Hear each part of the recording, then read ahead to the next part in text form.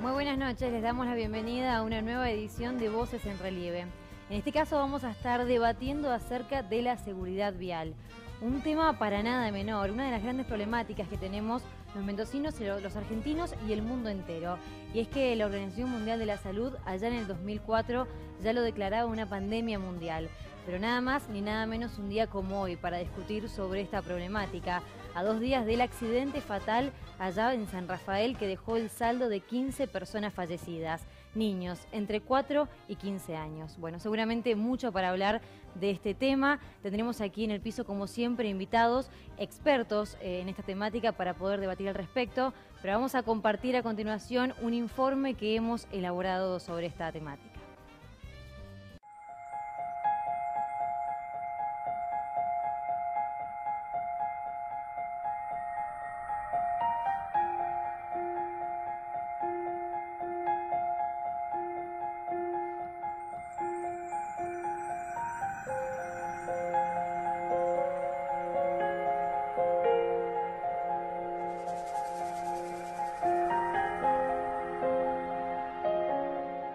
Es un sistema enfermo, donde hay una multitud de componentes. Un componente que todo el mundo considera más importante es el conductor. Obviamente de su decisión va a depender la posibilidad de mayor o menor velocidad, de mayor o menor consumo de alcohol y de tantas otras variables que lo hagan, de los distractores como el celular, etc. Tenemos 3 causas principales. Una son las fallas mecánicas, otras son las fallas en la infraestructura vial y la que ocupa el 90% de los accidentes con víctimas fatales son las fallas humanas.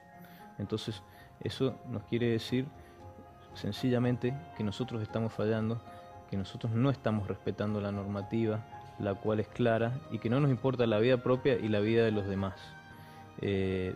Por eso también insistimos mucho en lo que tiene que ver con concientización y educación.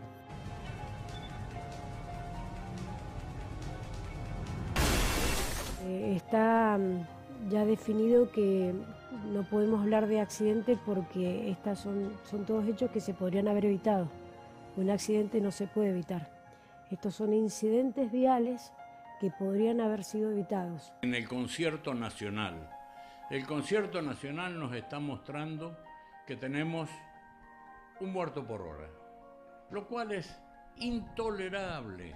Es peor que en una guerra. Nosotros tenemos, según la Agencia Nacional de Seguridad Vial, 7.000 muertos al año en el lugar del siniestro.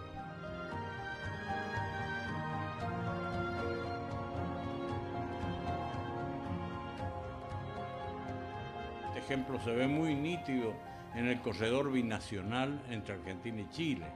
1.000 camiones por día es una carga intolerable para cualquier camino que tenga una sola banda de ida y una banda y media de vuelta. Bueno, los números que hablan por sí solos y algunas frases que también son escalofriantes. Algunas cifras, por ejemplo, más de 100 personas que ya han fallecido en la provincia de Mendoza en lo que va del año. Bueno, ya estamos aquí en presencia de nuestros invitados, la presencia de Héctor Reutemann, él es especialista en accidentología. ¿Qué tal? Muy buenas noches, bienvenido. Buenas noches, Catalina. También la presencia de Omar López, creador y fundador de la Asociación Compromiso Vial por Mendoza. Sí, buenas noches. ¿Qué tal, Omar? Y también la presencia de Alejandro Novoa, juez de tránsito del departamento de Guaymallén. Sí, buenas tardes. ¿Qué tal? Muy buenas noches. Bueno, recién veíamos este informe, alguna información. También estamos justo hoy empapados de datos luego del accidente del día domingo, pero también veíamos las imágenes de Turbus. Héctor, comienzo con usted y le pregunto qué nos pasa a los argentinos y al mundo entero, porque me imagino que esto no es una problemática local. En relativo, Catalina, o sea, la problemática del accidente, por supuesto, existen accidentes. Lo que cambia es las políticas con que se lo trata, la constancia de esas políticas, que son tomadas como política de Estado y no como una cuestión coyuntural o del momento mediático o político que hay que aprovechar para hacer medidas efectistas, pero no efectivas. Y entonces esto hace que la problemática del accidente exista. Lo que pasa es que hoy hay países, no sé, Suecia, que están hablando de accidente cero, cero, o sea, ya no están hablando de reducir accidentes, están hablando de accidentes cero, cuando para nosotros la meta sería reducir un poco los accidentes. O sea, estamos hablando de esas 7.000 muertes que hablaba hace un rato Carlos Trat, significaría decir, bueno, estaríamos pero contentos y seguramente estaríamos bombos y platillos si de 7.000 bajásemos a 5.000, pues diríamos, qué bien que estamos haciendo, cuando en otros países están hablando de reducir a cero. Claro. Entonces, en realidad, la problemática está en todos lados, lo que pasa es que el abordaje de esa problemática o las acciones para solucionar esa problemática son distintas y ahí se ve la diferencia, que nosotros, esto de que tenemos 7.000 muertes, lo venimos diciendo hace 20 años, o más todavía, y en cambio en otros países, si uno mira la curva, es descendente, descendente, descendente, con distintas pendientes, con distintas intensidades, pero es descendente a lo largo del tiempo hasta llegar ya a niveles donde para nosotros es un sueño, ¿no? Claro, que además esto va a ir ascendiendo, ¿no? Hasta el 2020 veíamos allí un porcentaje de hasta 20% más de incidentes. También Carlos Trat hacía referencia a que en el cono sur o en los países más pobres tenemos el 90% de accidentes y el 50% del parque automotriz. ¿Tiene que ver la economía y la inversión que tiene un país o la educación? ¿En dónde estará? Sí, sin duda.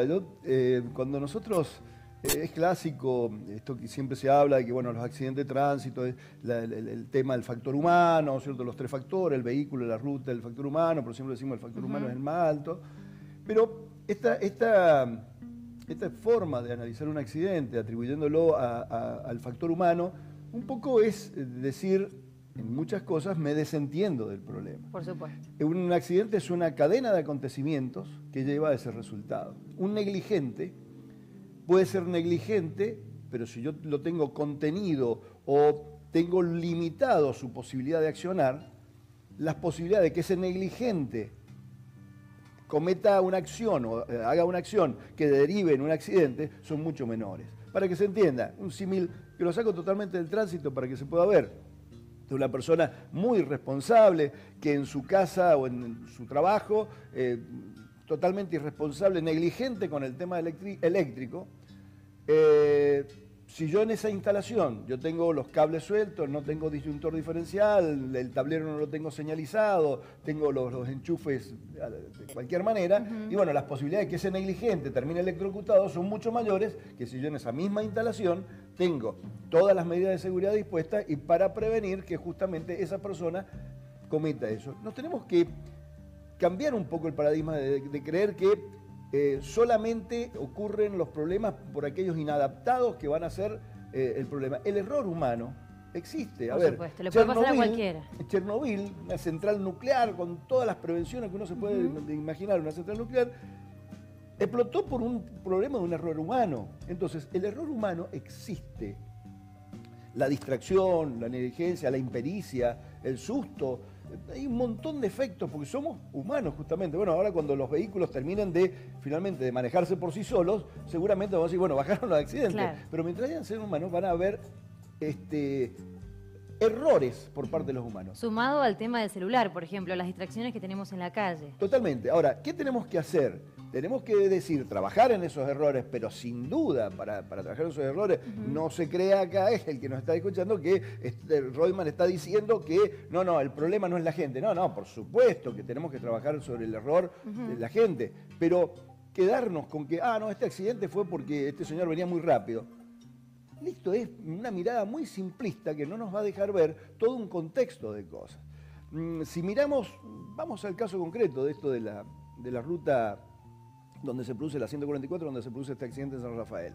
¿Qué tenemos? Una ruta de alto tránsito por personas que no son locales, ¿cierto? O sea, hay mucho turista que viene de la costa, de la zona de Buenos Aires, atraído por el imán de las leñas, circula por un camino de montaña, sinuoso, donde no está acostumbrado a manejar en llanura. Tenemos un camino sumamente estrecho, tiene 6 metros, no sé si han visto alguna de las fotos que salen en algún momento dado, donde un micro ocupa prácticamente todo el carril. No tiene casi margen hacia los costados. Y pasa por muchos lugares donde no hay nada de banquina, absolutamente nada de banquina. El año pasado, en agosto, chocaron dos camiones diferentes, un semirremolque y otro camión. Bueno, es muy fácil entenderlo. Basta una maniobra de 50 centímetros que se abrió un camión hacia el otro lado para que choquen de frente. Claro, para producir. Entonces, ¿fue negligente porque se abrió? Sí. Ahora, nosotros, el error, ¿puede existir? Sí, puede existir. Entonces tenemos que empezar a tomar otros conceptos acerca de la estructura vial, que es, por ejemplo, un concepto que hace muchos años lo trabajan en países del primer mundo, que es carreteras indulgentes. ¿Qué es una carretera indulgente? Una carretera que comprende que el ser humano se equivoca, comprende que el ser humano a veces es negligente, y entonces lo trata con indulgencia en el sentido de decir, bueno, si te equivocaste, tenés un margen. Arbitrar los medios para que esto no sea un accidente, o al menos no sea un accidente grave. Si no, no entenderíamos que tenemos guardarrail, por ejemplo, en una ruta. ¿Para qué queremos un guardarrail si todos fuéramos excelentes conductores, claro, todos respetásemos la ley? Diríamos, bueno, mira, ahora todo el mundo respeta, saquemos el guardarrail. Bueno, esta persona se equivocó. Claro, por supuesto. Entonces necesitamos guardarrail porque si no se va al barranco. Necesitamos saber que no puede haber un obstáculo en la banquina, porque la banquina es el lugar donde va a escapar o se va a salir momentáneamente un vehículo ante una emergencia o tal vez por una distracción. Entonces no podemos poner a lo mejor un sifón de un canal, de una acequia, justo a centímetros de la calzada, porque el primer vehículo que salga por ahí va a chocar contra eso o provocar un accidente de grandes dimensiones. Entonces, este concepto de indulgencia no quiere decir que no seamos severos en la aplicación de la ley, pero nos debe ampliar el panorama. Me recuerdo una ocasión que por televisión se transmitió un accidente muy grave que hubo, donde murió una familia completa en la Ruta 7, en la zona de Alto Verde, que volvía de San Bernardo a temprana hora. Entonces de repente estaban las cámaras, estaban todas las autoridades, estaban los primeros que iban cayendo, a minutos, digamos, del accidente, y se transmitía, decía... la autoridad que estaba en ese momento decía, bueno, una muestra más de la alta velocidad. Un choque de frente de la alta velocidad de un auto con un camión. A ver, si el auto hubiera venido, primero que no se sabía cuál era la velocidad, porque no se decía, pero en un choque de frente, en una ruta que es 7,20 metros, con un tránsito, si a Chile van 1.000, ahí en esa ruta van 3.000, 5.000 claro, vehículos. Hace años que lo tendríamos que haber transformado, como ahora recién se está terminando de transformar en una autopista. Bueno, un choque de frente nos la estábamos buscando, ese choque de frente. Claro. Este es el problema que nosotros, es muy simplista decir, no, esto fue la velocidad. No, había un montón de otros factores. Ese factor, en ese caso, es decir, mire, hace 20 años que esta ruta no tendría que ser de una ruta simple, de un solo carril por mano, sino que tendría que ser una autopista como recién ahora lo tenemos, ¿no? Claro, claro. Omar, te pregunto, ¿cómo surge esta asociación Compromiso Vial por Mendoza? Un grupo de padres que, ante la escasa respuesta del Estado, quizás, deciden comenzar con esta iniciativa que es tan noble. Sí, no sé si respuesta del Estado, en ese momento uno fue a muy poquito andar del fallecimiento de Vanina, se nos ocurre hacer algo. ¿Por qué hacer algo? Bueno, y buscar quién me puede ayudar. Y la necesidad, bueno, por acá en estos estudios hicimos para Vida y Vuelta una publicidad, ¿se acuerdan? Con Alejandra, bueno, que hablábamos un poquito de Vanina. Y un spot en carne viva a 8 meses del fallecimiento de Vanina, que ahora el 24 hizo lamentablemente 6 años. Y uno dice, lo escuchaba Royman, la rigurosidad del cumplimiento de la ley. Y sí, somos rigurosos para cobrar la multa, pero en la ley también está la educación y no se aplica en las escuelas. Y Compromiso Vial viene ahora dedicándose pura y enteramente a que alguien nos escuche y bueno, lo escuchaba recién en el informe a Yapur que decía de la educación. Nosotros en un momento fuimos a hablar con el ministro, con el director general de escuela y nos dio mucho hincapié decía, no, si los chicos no entienden comprensión de texto, cálculos matemáticos, dice, ¿cómo le vamos a dar educación vial? Muy fea la respuesta, Alejandra, bueno, dijo, nos paramos, nos vamos, nos fuimos porque no había manera de que entendiera de que uno dice rigurosidad de la ley y bueno, cumplamos esas leyes. O sea, hay que cumplir esas leyes, que es la educación. Y la educación yo creo que es nuestro verdadero cambio. En países como Suecia, que está funcionando el Visión Cero, que yo creo que no es que buscan 0 accidentes, creo que buscan 0 muerte. Porque ellos tienen muy claro que el ser humano es falible y en cualquier momento se produce el error, nos equivocamos. Pero bueno, la educación hace a mermar la velocidad, a tener en cuenta ciertos detalles, de que si bueno, es un camino que todavía el Estado no llegó a dejarme esto en condiciones, voy a tomar yo la precaución. Eso se hace con educación. Y bueno, no hay rigurosidad ahí, porque no se aplica la ley. Me preguntabas cómo empezó Compromiso y con esto, con todas estas inquietudes y buscando a alguien que nos escuche y nos ayudara a formarnos, porque yo los escucho a los especialistas y voy adquiriendo conocimiento, porque en realidad yo soy una persona que habla desde el dolor nada más. Desde el testimonio. Desde el dolor, desde decir, y bueno, y uno con el tiempo se va haciendo tal vez un poquito experto, no sé si experto, pero bueno, con más conocimiento. Pertenecemos a la mesa consultiva a nivel nacional de la Agencia Nacional de Seguridad Vial, que los temas que se tratan siempre son muy superficiales, muy, no sé, dice no, la orden del día hoy es la asistencia a las víctimas, vamos a ver si creamos una oficina. Nosotros desde el primer día, porque yo desde el lugar que falleció Vanina hasta la morgue, yo no me acuerdo cómo llegué, pero yo iba manejando, yo iba en un auto. No hay nunca una asistencia a las víctimas. Con el perdón del señor que es comisario. El policía, cuando llegamos ahí, ¿cuál de estos es los documentos de los chicos? ¿Cuál de estos es su hijo? Que estaban muertos. ¿Cuál de estos es? Y era el documento rosadito, el de Vanina. Y uno dice, qué falta de preparación en todo aspecto. No se termina de abordar correctamente. Nada. Todo le falta, y bueno, y sí, y la agencia necesita generar pero tiene que ser, quieren poner una oficina de asistencia a las víctimas de 8 horas. Como si la gente no muriera a las 2, las 3, las 4 de la mañana.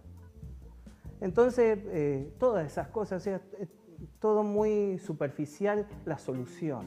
Siempre le están muy superficialmente buscando algo que para mí, así como vamos y copiamos de otros países cosas que supuestamente son buenas, como sistemas de economía y esas cosas, también deberíamos copiar esto.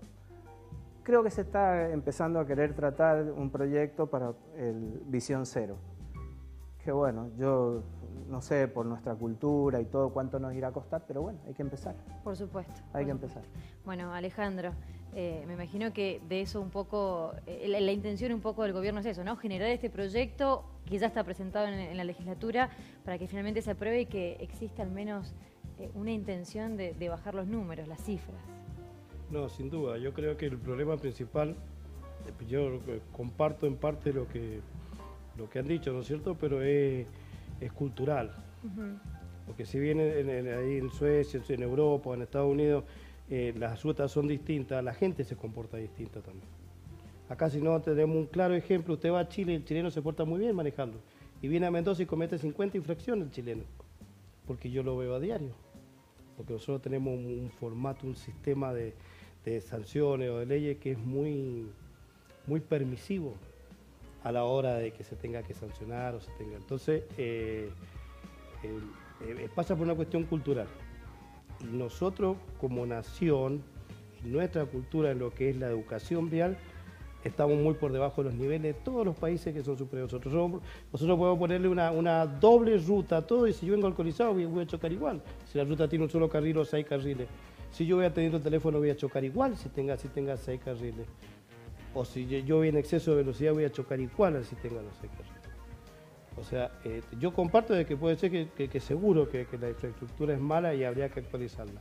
Y sí, usted me pregunta, sí, tiene razón. Pero lo cultural es fundamental. ¿Y cómo cree que se puede trabajar en eso? Está bien lo que decía el señor, de que de chicos en la escuela hay que educarlos. Porque no es que si los chicos no entienden matemáticas, usted el niño el chiquito le enseña y aprende. Es sencillo. Usted le enseña lo que no tiene que hacer o lo que debe hacer desde chico, y cuando termine el 5º año van a saber lo que está mal y lo que está bien. Y que incluso es extensivo a la familia, ¿no? Sí. Yo creo que Eso, y usted dice, sí, pero va a costar 15 años, y sí, va a costar. Esto no va a ser de un día para otro. Pero tal vez nosotros el día que seamos más viejos, digamos, vamos a ver a la gente joven que es totalmente respetuosa de las leyes de tránsito. También es cierto que somos un poco hijos del rigor, esto que usted decía, ¿no? Que no se cumplen... Yo creo que las leyes son muy permisivas acá.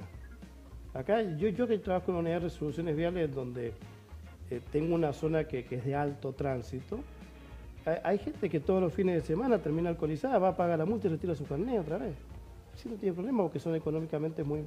Ellos no tienen problema de economía. O sea, entonces... Y así como eso, le puedo asegurar de que hay gente que maneja sin licencia y hay gente que el auto no tiene los elementos mínimos de seguridad para manejar, que sabe que puede causar un accidente de tránsito, pero también sabe que ellos con un mínimo o con el pago de una cuota de algún plan, ellos van a seguir haciendo eso. Entonces las sanciones no son las verdaderas. En el caso del accidente de San Rafael, que por lo que hemos visto no tenía una autorización, la persona termina adulterando una documentación porque sabe que la sanción es mínima al final. O sea, casi que no va a sufrir una sanción, puede ser algún tipo de sanción económica y nada más, porque van a poner algo en suspenso y algo... Bueno, incluso no tenía vigente el control, la habilitación para circular claro, por todo el país. Por eso te digo de que tendría que existir muy riguroso tendría que ser las sanciones. Y así como son las sanciones, tendrían que ser los controles también. Claro. Aunque yo escuché ayer al encargado de la Comisión Nacional de la Regulación del Tránsito de que los controles ellos habían, del año pasado, que habían tenido cerca de 900 controles, este año han tenido 13.000 controles. O sea, parece que han tenido más personal y han hecho más controles. Pero así todo no alcanza. Claro, ¿cómo se explica que llegó desde Buenos Aires? Se adultera la documentación y pasa por todos esos controles. La policía, yo pregunto, ¿no? Porque desconozco, no está con conocimiento de reconocer. Sí, es medio difícil. Ese tipo de alteración. Un policía operativo de calle o un gendarme, que por lo general son controles nacionales, lo reconozca en forma inmediata, que hace un peritaje de elemento para poder determinar si es falso o no. Pero digo yo, para que una persona se anime a adulterar una documentación y lo haga y ofrezca su servicio como lo hacía por internet a todo el mundo y lo hacía en escuela y todo, es porque no tiene miedo a la sanción. Claro, y que la cultura ya lo permite, que entonces, la posibilidad de tener un control trucho. Total, después si me agarran, yo pago una multa y... Sí. A menos que termine... Ahora si a mí me agarran y yo voy a preso, voy a la cárcel, no lo voy a hacer. Por supuesto. O sea, o sea, tiene que terminar en un accidente de este tipo para que todos nos enteremos de que no existía el control, porque si no puede pasar perfectamente. Sí, pero ¿hasta cuándo? Por Porque supuesto. ya estuvo el de 19, estuvo el de 16, colectivo con el brasilero, el chileno con los 19 muertos. Y a nosotros como papá y familiares de víctimas, cada vez que uno que muere se nos estruja el alma. Y en estos casos es quedarnos sin palabras y sentir que es un trabajo inútil. No sé si más o menos le pasa a usted que realmente se dedica al tema por entero y es especialista. ¿Cómo hace para decir no se le caen los brazos al...? A ver, yo hace 36 años que hice mi primer peritaje de accidente de tránsito y desde entonces, bueno, hemos venido trabajando en accidente de tránsito y a lo largo, así como le pasa acá al comisario que ve miles de casos de infracciones, bueno, yo veo miles de casos de accidente de tránsito que llegan a juicio, tanto en la faz penal como en la faz civil, y bueno, me toca intervenir, soy presidente de la Asociación de Peritos y me entero inclusive de los trabajos de los colegas. Pero justamente porque veo todo esto y porque me he ido involucrando cada vez más en el tema del tránsito, he llegado a la conclusión de que esto que nos dice todos somos hijos del rigor, yo disiento pero por completo. Yo estoy absolutamente en desacuerdo con ponernos en la postura de que nosotros necesitamos un papá con una vara castigadora para que nosotros empecemos a hacer las cosas bien. Y tengo pruebas, pero pruebas al tanto que yo puedo mostrar acá de decir que esto no es cierto. Entre las cosas que hace un rato se mencionaron, que nosotros estamos liderando en el país en cuanto al uso del cinturón de seguridad, lo dijo la gente del Observatorio de Seguridad Vial Nacional, lideramos el uso del casco. Nadie se ha preguntado por qué en Mendoza pasa eso. ¿Por qué en Mendoza, hace un rato charlábamos acá con el comisario del asunto de la rotonda, es el único lugar del país donde se respeta la rotonda? ¿Por qué Mendoza es el único lugar? La gente cree erróneamente que la ley nacional de tránsito es distinta a la ley de Mendoza y todos dicen, no, porque en San Juan es distinto, por el resto del país es distinto. Es la misma ley, dice exactamente lo mismo, tiene el mismo artículo redactado en los mismos términos. Ahora, acá se cumple la ley de la rotonda, en ningún otro lado se cumple. ¿Y por qué? Y bueno, podemos conocer, si empezamos a indagar un poquitito, que hace muchos años un director de tránsito de la policía, un director de la Policía Municipal de Tránsito de la capital, empezó a mandar todos los días a 2 inspectores con sendos cartelitos que decían pare a la rotonda de Peltier y España, detrás de la Casa de Gobierno. Todos los días, ahí esos inspectores durante meses y meses y meses paraban a los miles de autos que pasaban allí. Cuando venía alguien circulando por la rotonda, le mostraban el cartelito, le decían, pare, tiene prioridad, que le enseñaban. Entonces al principio paraba, la gente se molestaba. El que había parado en esta rotonda, en la rotonda que sigue, la que es La Pampa y Peltier, no paraba porque le parecía una tontera, estaba acostumbrado a otra cosa. Pero resultó que llegó el día en que de tanto parar en esta rotonda, ese señor que paraba acá, empezó a parar también en la otra rotonda. Y junto con él se paró otro más, que antes no se paraba porque le daba cosa decir, che, soy el único que se para acá, me siento el estúpido de esto, parándome yo y todo el mundo sigue. Entonces él, aparte que le daba miedo de que de repente vinieran y lo chocaran de atrás, entonces, pero vio que otro se paraba y otro se paraba. Y de repente empezó a pararse la gente, los que se paraban en aquella rotonda se paraban en esta rotonda. Y de repente empezó a hacer una condena social, empezó a tallar la vergüenza como factor que determinaba que la gente se parase y el que no se paraba era bombardeado por bocinazos, insultos de todo calibre para el que circulaba y no respetaba la regla de la rotonda. Y de repente este señor que se paraba en esta rotonda porque se lo ponían con el cartelito y en esta porque era la que seguía, de repente paraba, no sé, en Maipú en una rotonda y paraba en la rotonda de Pellegrini y Perú, por ejemplo. Entonces empezó a hacerse de esto una cuestión de, insisto, de condena social. Y la masa de la población empezó a, vencido el miedo al temor al ridículo, y recibiendo esa condena, empezó a acatar la norma, porque la equivocación de esto que nos dice somos todos hijos del rigor, es creer que todos somos iguales en cuanto a nuestra necesidad de infringir la ley. Hay un 90% de la población que quiere hacer las cosas como se deben, o que desea, o que conociendo cómo se hacen las cosas, está dispuesto a hacerlo.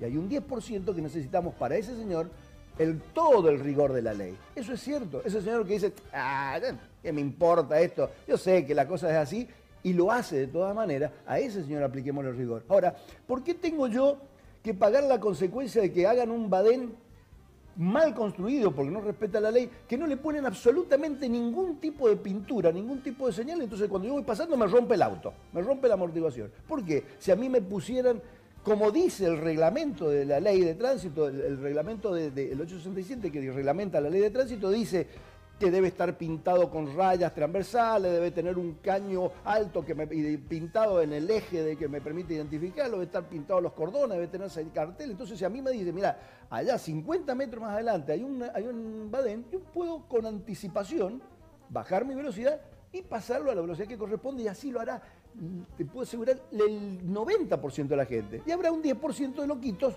que decidirán pasar a toda velocidad. Para eso tendré que tener el control posterior. Pero claro, esto nos debe enseñar por qué ha pasado no solo con esto de las rotondas, lo de los cinturones de seguridad. En el año 91 hubo una serie de accidentes en la Ruta Nacional 2, entre Buenos Aires y Mar del Plata, muy graves, se incendiaron unos micros, murieron un montón de personas, y a consecuencia de eso salió un decreto nacional, porque la nación no tenía una ley nacional de tránsito donde decían que era obligatorio el uso del cinturón, el apoyacabezas, establecieron algunas velocidades máximas y unas 2 o 3 cositas más respecto a los botiquines y algunas otras cosas. Entonces, nuestra provincia, que es, como todas las provincias, conservamos la soberanía provincial y tenemos el derecho a hacer nuestra propia ley, de hecho tenemos nuestra propia ley, sacó un decreto adhiriendo un poco a esto y haciendo que también nosotros, a partir de recién en el año 91, empezó a ser obligatorio el uso del cinturón de seguridad. Pero ¿cómo se hizo eso? Se hizo en el mes de junio, julio, se indicó que a partir del 1 de noviembre iba a empezar a ser obligatorio el uso del cinturón de seguridad y el apoyacabezas. Y se le iba diciendo por los medios, mire señor, ahora quedan 3 meses, quedan 2 meses, queda 1 mes. Yo en persona vi un policía parado en la esquina de Catamarca y San Martín mirando, o sea, estaba parado ahí simplemente, y cada vez que se paraban los vehículos, como por el semáforo, le decía, señor, acuérdese, el cinturón. Estuvo así durante 3, 4 meses parado en esa esquina y le decía nada mal que estaba parado al lado de él. Cuando llegó el 1 de noviembre, que todos creían que se iba a prorrogar, todos pedían, no, porque yo todavía no pude comprar. No, se empezó con la ley y el 90% de los mendocinos empezamos a usar todo el cinturón de seguridad. Y yo viajaba a otras provincias por trabajo y decía, ¿qué pasó? Nadie usa el cinturón de seguridad en ese momento y durante años no se usó, mientras que acá en Mendoza lo usaba la gran cantidad de población. Entonces, eso después fue cayendo, no se mantuvo, se fue perdiendo en el tiempo.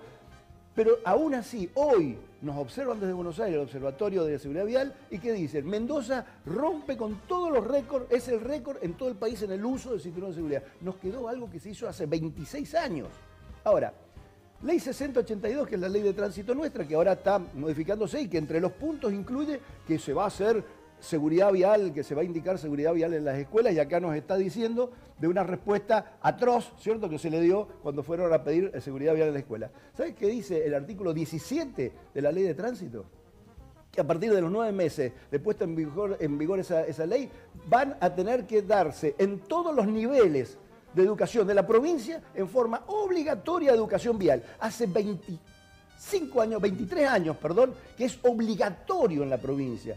Todos los directores generales de escuelas que han estado bajo el imperio de esta ley, que está vigente, han incumplido con eso y hasta serían pasibles de ser enjuiciados por el incumplimiento de los deberes de funcionarios públicos. Claro, esta ley decía expresamente que deben presentar todos los años los planes de estudio de seguridad vial para ese año.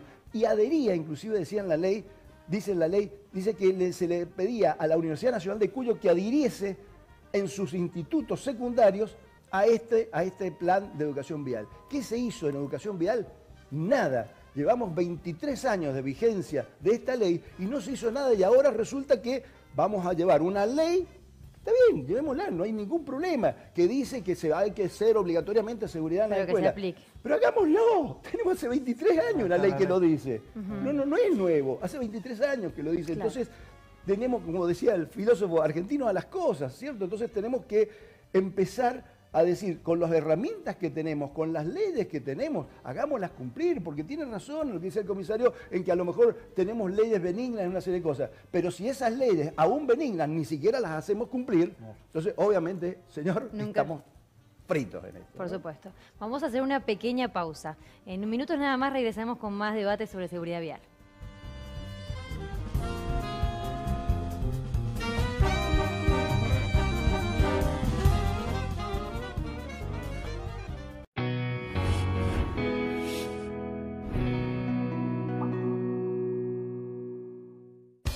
Casino de Mendoza, el que más paga, de verdad. Casino de Mendoza. San Martín y Brasil, Godoy Cruz. Casino de Mendoza, jugá donde más ganás. Ven y te vas a divertir.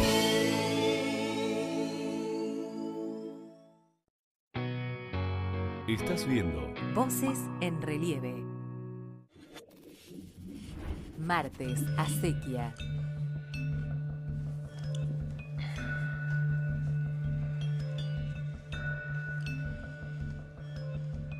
Padre nuestro que estás en los cielos, santificado sea tu nombre. Venga. La policía, Toro Carril, otra mía para toda la familia encarcelada. Yo no sé por qué el sargento me lleva al destacamento si somos una familia muy normal. Si somos una familia muy normal. Si somos una familia muy normal. Quédate quieto, quédate quieto, quédate quieto. Hijo de puta. ¡La mano a la cabeza! ¡Quieto! Historia de un clan. Una serie de Luis Ortega con Alejandro Aguada, Cecilia Roth y el Chino Darín. Martes a las 23. Y también míralo por acequia.tv. Acequia, el canal que nos une.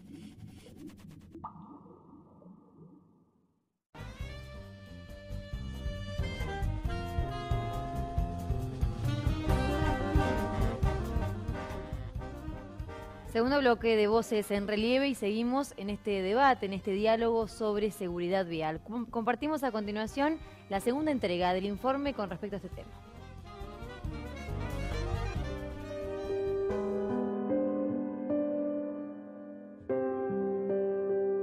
Mendoza, por muchos años, a partir del 98 hasta el 2012, 2013, tuvo un muerto por día. Esta cifra bajó un 15, un 18% los 2 años siguientes, pero este año ha vuelto a incrementarse producto de los siniestros poblacionales, de grupos. Vamos ahora a Mendoza, luego de este gravísimo accidente fatal para 16 Brasilero que va haciendo sectar por la calle. La ocurrida en la provincia de Mendoza, el accidente, la tragedia del micro que volcó y que dejó 21 personas. El gobierno te habla del control de la seguridad vial y pone énfasis en los impuestos y en las multas que les van a confeccionar por dejar el auto mal estacionado, por manejar con exceso de velocidad, por no usar el cinturón. Y hablan de la importancia que tiene el tercerizar la cobranza. Entonces voy a decir, ¿y dónde entra el tema de la formación de la conciencia? ¿Sabes?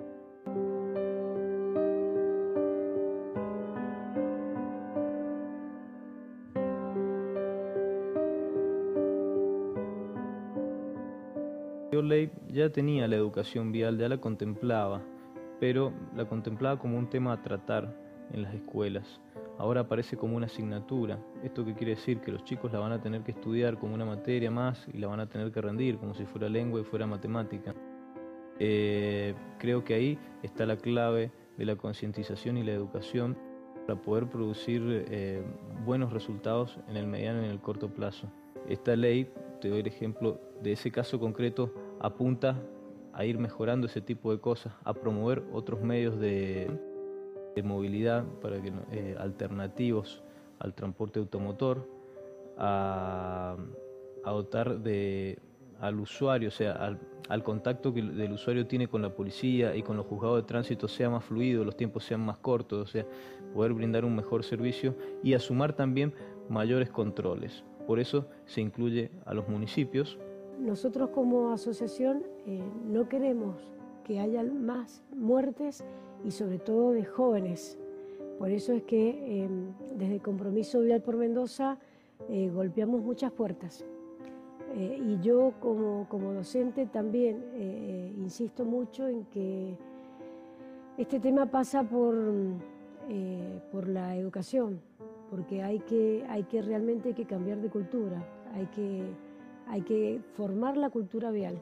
No hay suficiente educación y responsabilidad vial en saber que nos sentamos a un volante y manejamos un arma, que nos sentamos a una moto y podemos morir o matar, o en una bicicleta, o siendo peatones.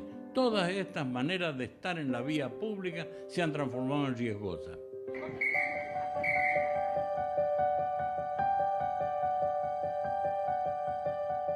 Es una pandemia donde tenemos que tomar conciencia de que cada muerto pudo evitarse y que de cada muerto vamos a tener 5 a 10 discapacitados que van a seguir toda su vida llevando un estigma menor, regular o grave de lo que les pasó. Tengo mis hijos, Franco de 28, Diego de 26, Lucía de 17, y que también salen porque son jóvenes. Y cada vez que ellos salen, el corazón te palpita más fuerte y más acelerado, y vos decís, y los pones en manos de Dios, y vos decís que vuelvan. Y eso es lo que quieren todos los padres, que vuelvan los jóvenes.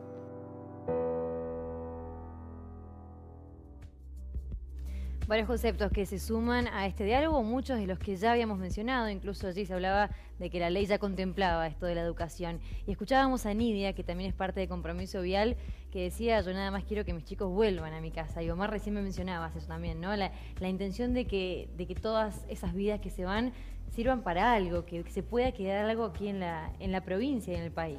Es la intención, siempre desde Compromiso convocamos a todos aquellos, no sé si los que han perdido, sino a los que no han perdido y que traten de que no los pierdan, de participar con nosotros de Compromiso, porque nos hemos dado cuenta que somos pocos y uno cuando es poco es también poco escuchado.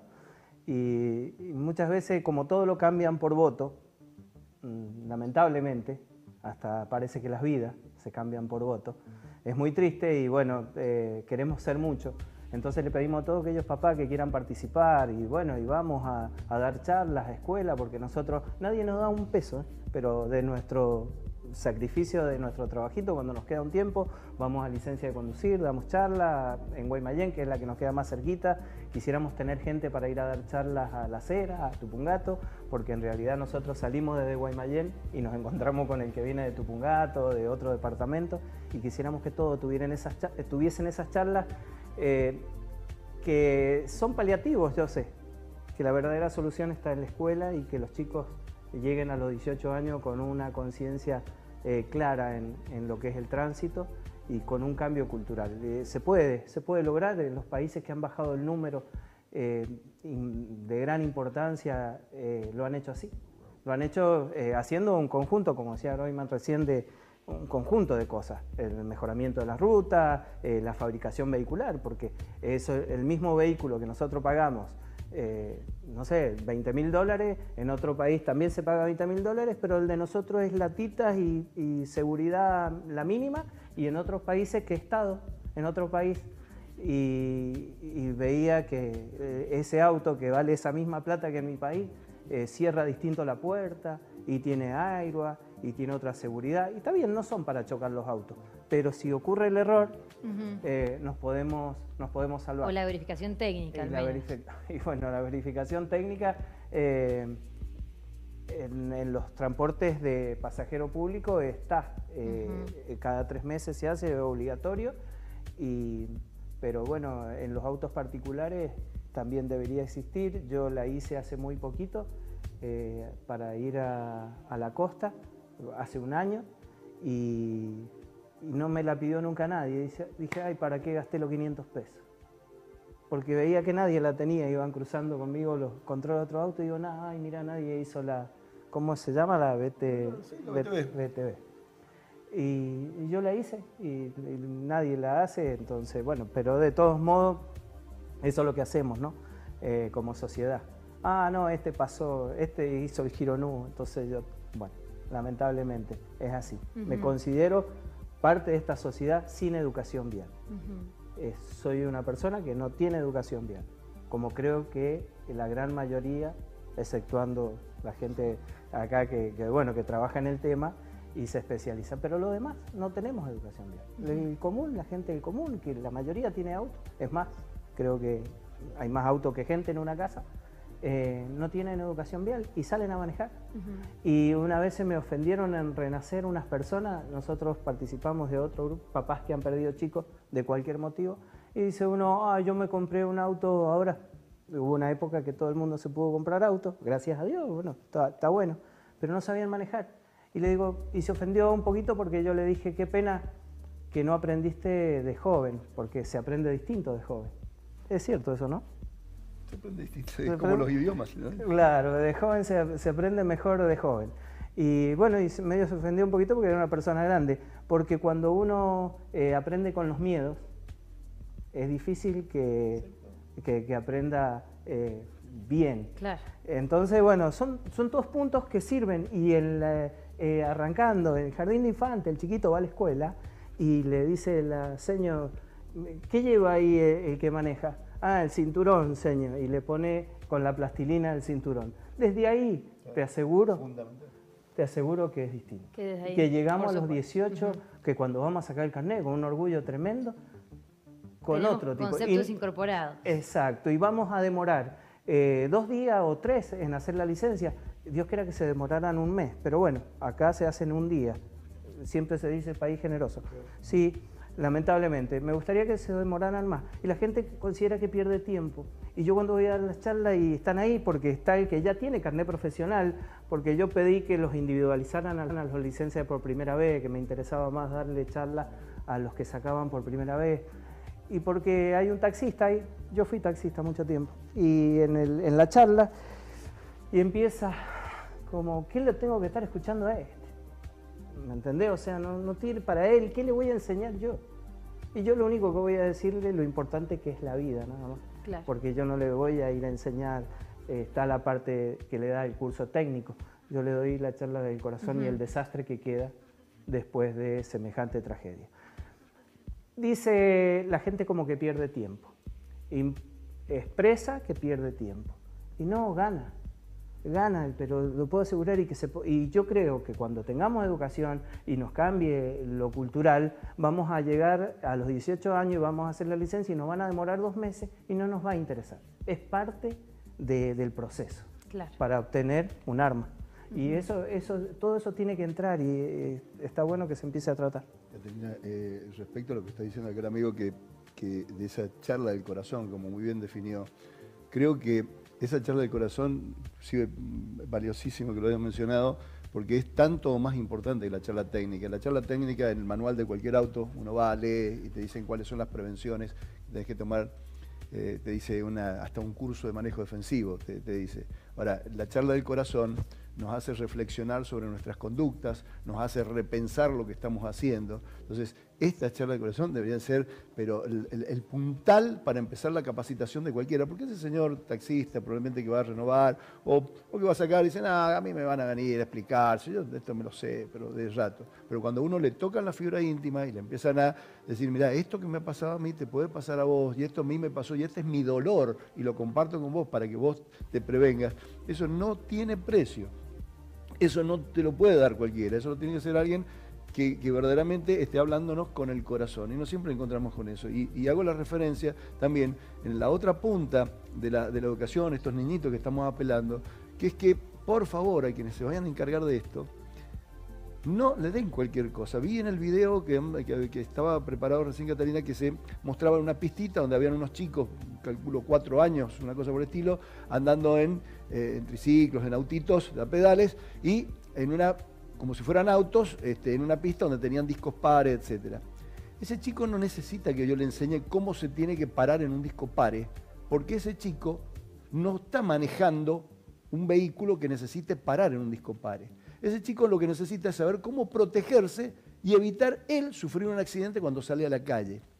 Entonces te cuento que en cualquier manual de Cuba es excelente la educación vial que tienen los cubanos, por ejemplo, vos vas a aparecer, de acuerdo a la edad y las actividades que hace cada chico, no te hablan que la ley, que el semáforo, no, te habla pensado desde el punto de vista de un peatón, niño de 8 años que va a cruzar la calle, entonces cómo tiene que mirar, cómo tiene que encarar, no desde el punto de vista un conductor de un vehículo, un niñito andando en un autito a pedales. No hacia el futuro, sino la realidad de ese momento de la persona. Los suecos le enseñan a los niñitos cuando andan en bicicleta, ¿cierto? No le enseñan a pararse en el disco par, etcétera, pues se supone que ese chico de 4 años no va a estar andando en la calle y va a parar en un disco pare, ni va a decir, ay, vas a exceso de velocidad, entonces no tengo que enseñarle eso. ¿Sabes lo que le enseñan? Le enseñan a conducir por encima de una maderita más elevada para evitar caerse, porque lo importante un niñito que está andando en una bicicleta de 4 años es que no se caiga, porque si se cae, va andando a lo mejor al lado del papá y ese chiquito se cae, atrás viene un auto y lo pisa. Entonces yo lo que necesito es enseñar, de acuerdo a la edad, los conocimientos que sean apropiados para él. No puedo ponerme a enseñar, insisto, un disco pare, porque ese chico con 4 años van a pasar 14 años hasta que tenga que parar con un disco pare. Y cuando me dicen, no, pero es importante, pues ese niñito le dice al padre, pará en el disco pare. No, yo no tengo por qué delegar mi poder de control, yo no tengo por qué hacer que el chico se haga cargo de la educación del padre. Si yo digo, no, la única manera de llegar al padre es haciendo que el hijo haga de policía, yo estoy incumpliendo con mi deber. El hijo lo que tiene que aprender, ese niñito de 4 años, es a protegerse él. Y yo tengo que entendérmelas con el padre por otras vías. Bien, y a propósito de eso, ¿no? A los 4 años, y recién mencionábamos a los 18, y el alcohol al volante es una de las grandes problemáticas. Le pregunto a Alejandro, ¿cómo ve este tema como juez de tránsito, ¿no? ¿Cuántos son los casos en Mendoza? ¿Cómo estamos concretamente?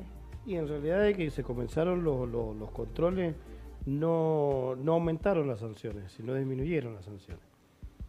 Desde que se comenzó el programa de conductor asignado también, que creo que fue muy bueno, creo que eso fue por una asociación privada, que la iniciativa también.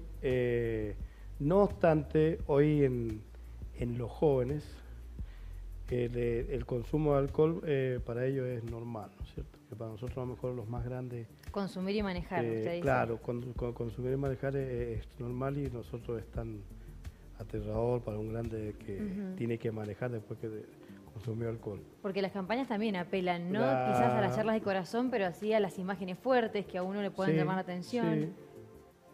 Sí, yo creo que habría que, primero los jóvenes concientizarlo como hablábamos, que es muy bueno concientizar a los jóvenes, porque los chicos escuchan, son inteligentes, no es que no escuchen, sino tenemos nosotros que trabajar más sobre ellos, tenemos que prestarle más atención a los jóvenes, sería importante.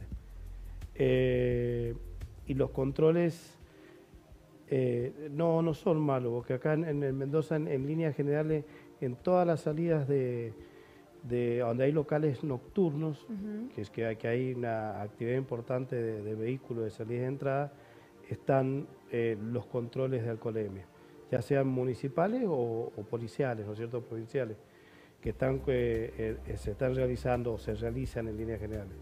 Yo lo que le puedo decir, como que estoy encargado de una unidad de resoluciones viales, desde que se instalaron los controles de alcoholemia ahora, se han disminuido la cantidad, ¿cierto?, que han aprendido, que tenemos accidentes que es por alcoholemia, y seguimos teniendo, sí. No crea que son los jóvenes los que toman únicamente, porque yo tengo un montón de controles en alcoholemia en exceso, y son personas que tienen más de 40 años. O sea, tampoco es un estigma decir, no, si toman son jóvenes. No son jóvenes. Pero de 100 controles, ¿cuántos conductores estaban alcoholizados? ¿Podríamos decir 50 o más? No. ¿Menos? No, mucho menos. Sí, mucho menos. Por lo general, el porcentaje de positivo, ¿no es cierto?, en alcoholemia está entre el 6%, el 7%. O sea, acá 100 alcoholemia, nosotros encontramos 5 o 6 personas que tienen alcoholización media. Por lo general, la alcoholización es media. ¿Qué quiere decir? Que los niveles van de 0,50 a 1, que son las alcoholizaciones que más tenemos. Después los mínimos son alcoholizaciones graves, que son más de 2 puntos. Claro. Esos son mínimos.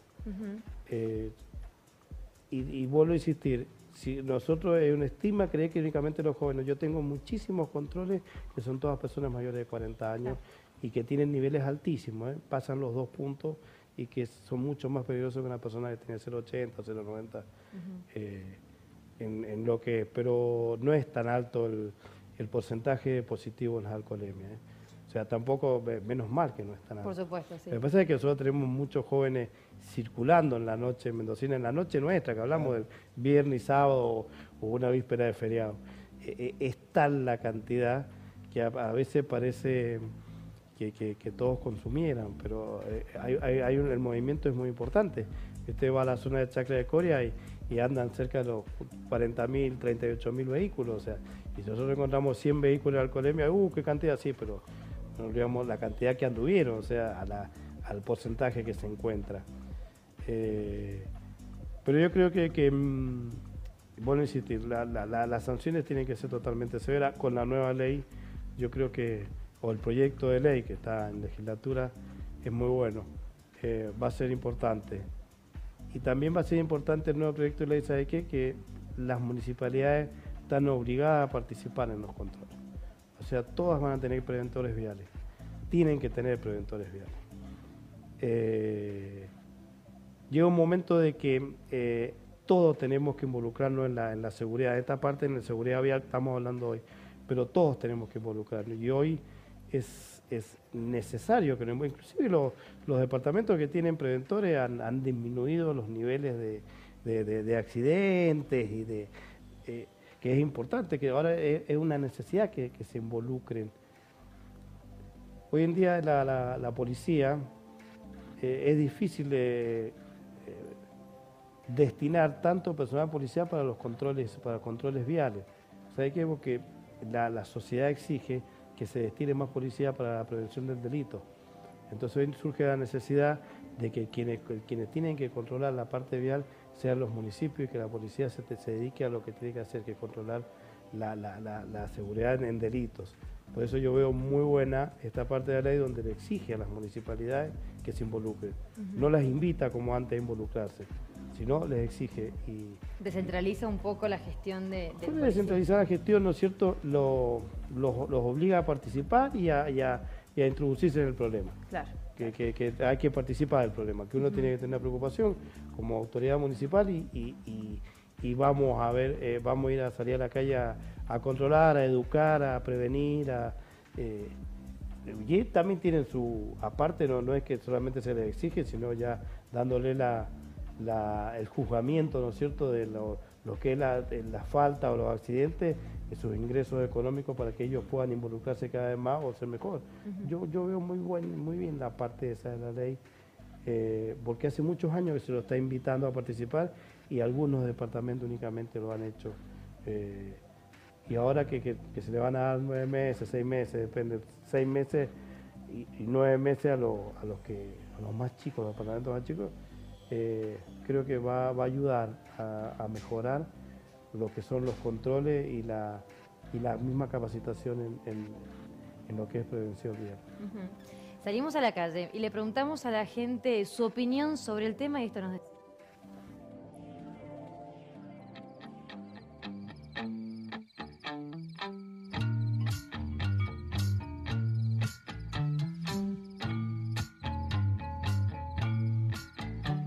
No. Sí. ¿Auto y bici? Bici a veces. Bici. No, antes fumaba y alguna vez sí fumé, pero no me gusta fumar cuando manejaba. Me gusta fumar en el auto. No, jamás. No. Ninguno de los dos. No, la mayoría de las veces no. Sí, por lo general sí. La bici sí, por supuesto. Sí. No, para nada. No, algunas veces.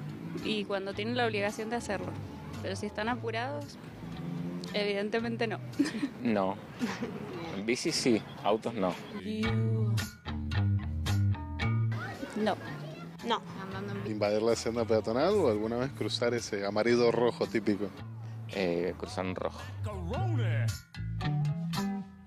Sí, la mayoría. Sí. Sí, creo que sí. Sí, las conozco. Sí, absolutamente. Por eso sé que también hay movimientos para hacer educación vial y que los llevan a los chicos para que hagan prácticas.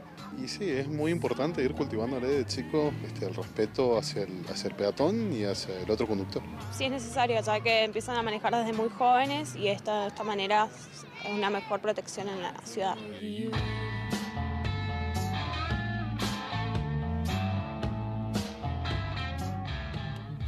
Muy bien, la palabra de los mendocinos. ¿Encontramos a los que no son infractores, justo? O eso seguramente es lo que dicen, vamos a ver si después se cumple. Bueno, ya vamos cerrando esta edición de Voces en Relieve. Muchas gracias por estar aquí. Antes de despedirnos, les dejo unos segundos nada más para que hagamos un cierre.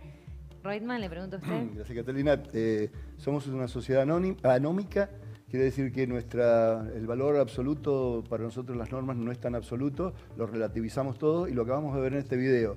¿Vos respetás a los peatones? Sí, todos respetan. ¿Te sentís respetado como peatón? No. O sea, siempre es el otro el que hace las cosas mal. Yo voy insultando a todos los que se paran en doble fila, pero en la cuadra siguiente me paro yo en doble fila e insulto cuando me retan porque me paré en doble fila. Esta anomia es gravísimo, hay que tratarlo como sociedad. Actuamos así en todo. Siempre son los otros los que hacen las cosas y hasta que no asumamos verdaderamente nuestro error, hasta que no asumamos que somos nosotros los que estamos fallando, creo que hay muchas cosas que no se van a poder solucionar, no solo en el aspecto vial, como sociedad.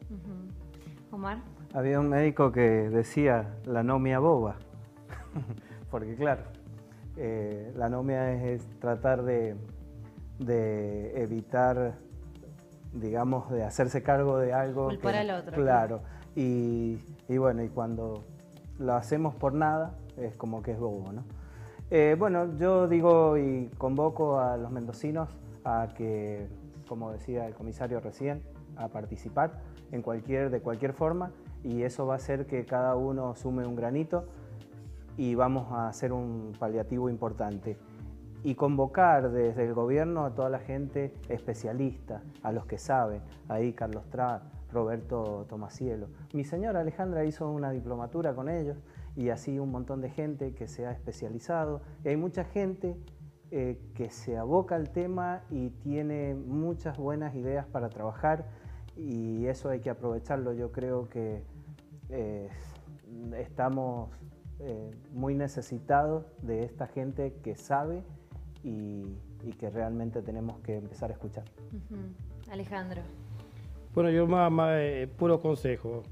Si voy a tomar y voy a manejar, a mí un remis sale 300 pesos y una multa 8.000, y fuera de que voy a llegar seguro y va a llegar otra persona segura. Si yo, en cuestión de velocidad, si llego 5 o 10 minutos más tarde a un lugar, no va a pasar nada.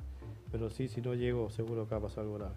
O si no atiendo el teléfono al momento que voy manejando y después me paro y lo atiendo 5 minutos después, le pregunto qué quería la persona, cualquiera puede ser, mi esposa, mi hijo, lo que usted quiera, voy a circular seguro.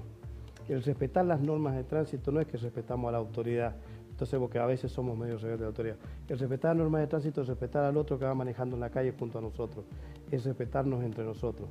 Y pues vamos a construir una sociedad mejor, seguro que lo vamos a hacer. Muy bien. Eso es todo. Bueno, Alejandro, Omar, Héctor, muchísimas gracias por estar aquí.